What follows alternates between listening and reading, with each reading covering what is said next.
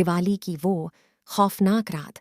सब लोग यह तो जानते हैं कि दिवाली जगमगाती रोशनी और लाइट्स का त्योहार है, पर जो ज़्यादातर लोग नहीं जानते वो ये है कि दिवाली की रात अमावस्या की रात होती है और हर अमावस्या की रात काली शक्तियाँ सबसे ज़्यादा ताकतवर हो जाती है।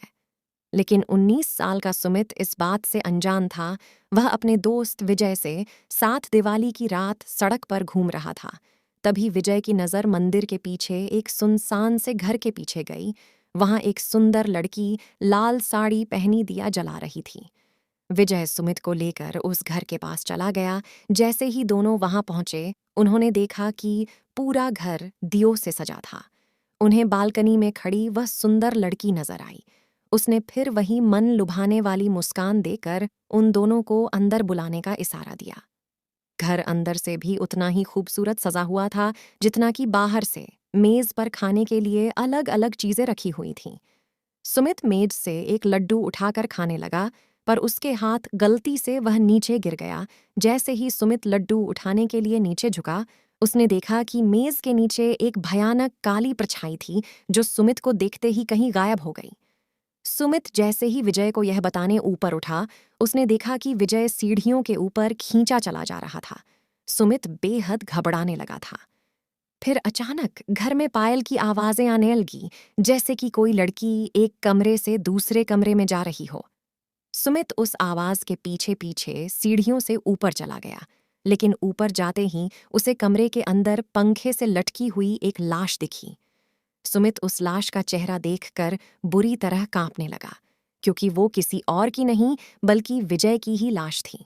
सुमित डरते डरते पीछे मुड़ा तो उसके ठीक सामने वही सुंदर लड़की खड़ी थी और उसे देखकर मुस्कुरा रही थी।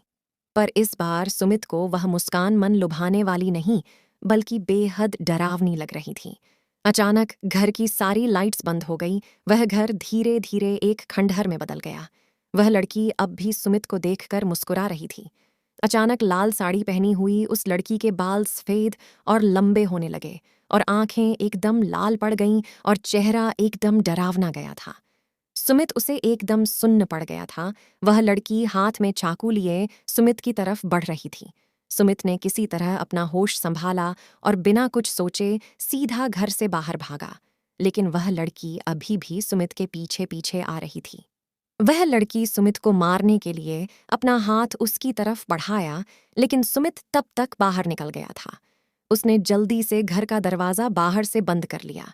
वह लड़की उस दरवाजे को अंदर से बहुत ही तेज से ठोक रही थी, लेकिन अचानक ठोकने की आवाज बंद हो गई और फिर सुमित को उस लड़की की चीखने की आवाज सुनाई देने लगी, जैसे वह उस घर के अंदर कैद हो गई हो। सुमित वहां से जल्दी से निकला और अपने घर जाकर चुपचाप सो गया।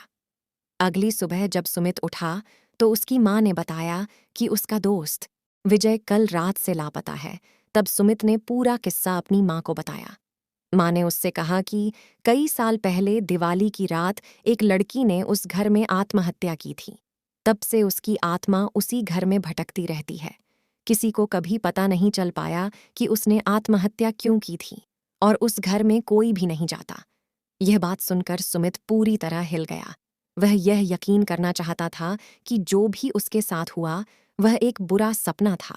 पर उस रात के बाद उसका दोस्त विजय कभी वापस नहीं आया और सुमित को आज भी दिवाली की वो खौफनाक रात और उस लड़की की भयानक चीखें सोने नहीं देतीं।